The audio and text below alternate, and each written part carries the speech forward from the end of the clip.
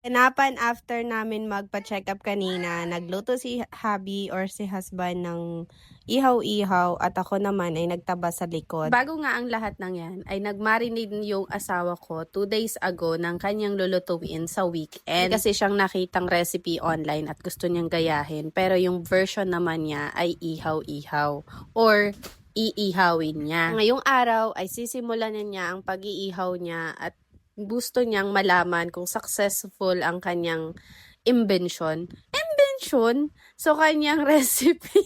Ginamit na rin niya yung kanyang palang.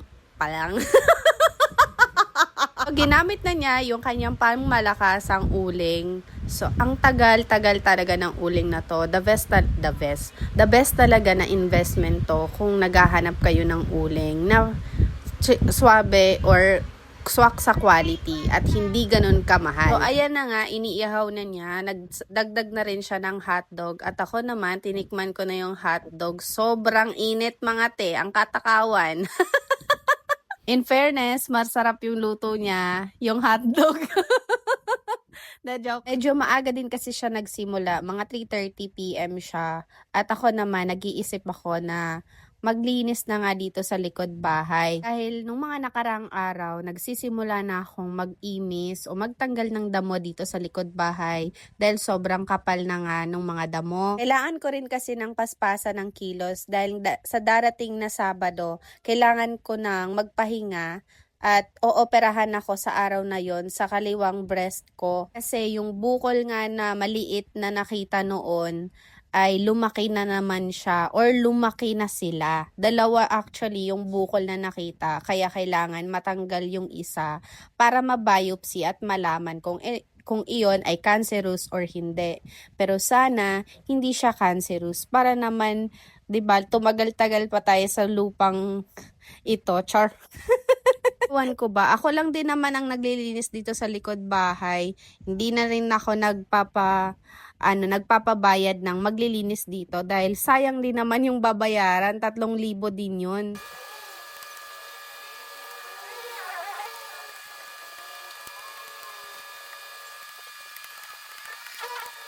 Oh, pak, ang bilis, 'di ba? Sana lang ay ganito ako kabilis maglinis sa likod at hindi napapagod. Pero joke lang. Ganito na nga ang itsura. Ano ba? Mabalik nga tayo dito. Habang yung asawa ko nag-start na sa pag-iihaw, ako naman ay nag-start na rin dito sa likod bahay. Ito ay pangalawang araw ko na sa pagtatabas o pagbubunot ng mga damo. Sobrang nakakapagod pero nag-e-enjoy talaga ako. Ewan ko ba, konti na lang din naman yung halaman na natira dito. You need help? Ha?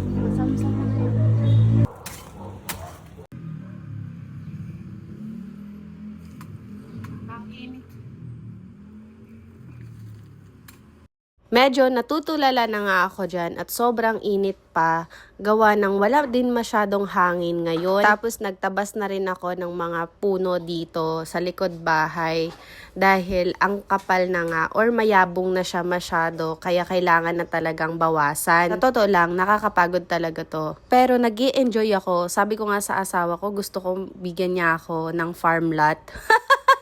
Anyways, hindi rin nagtagal, natapos rin ako sa pagbubunot ng damo dyan. Although may mga natira pang konti doon sa may bandang dulo. Pero pinagpatuloy na ng asawa ko yung paghahakot or pagtatanggal ng mga bato-bato dyan. Kasi ang plano namin, patagin nga itong lupa dito sa likod bahay para na nga magamit namin. Pinatulong ko na rin itong kapatid ko sa pagtatanggal ng malalaking bato dyan. Kasi may mga parte ng lupa dyan na hindi pantay. So, lahat ng bato na nakikita ninyo, ilalagay nila yan doon para magpantay na yung lupa dito. Bukas, makalawa or ilang araw na lang, sana matapos namin to. Kasi plano namin palagyan ng tent to. Dahil wala pa kaming budget para sa bubong. Palalagyan din yan ng graba. And fast forward, pagkatapos namin sa likod, ay nag-nebulizer na rin itong anak ko. Linisan ko na rin siya para ma-ready na or ma-preskuhan din siya bago matulog. At nung nakatulog na nga siya, nagsimula na rin kami sa paglalakad kasama yung asawa ko. Ito pala sa village namin ay merong paliga sa basketball.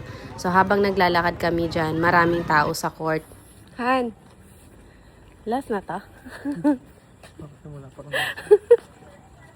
Unang ikot pa lang last na to. Aray mo, bye.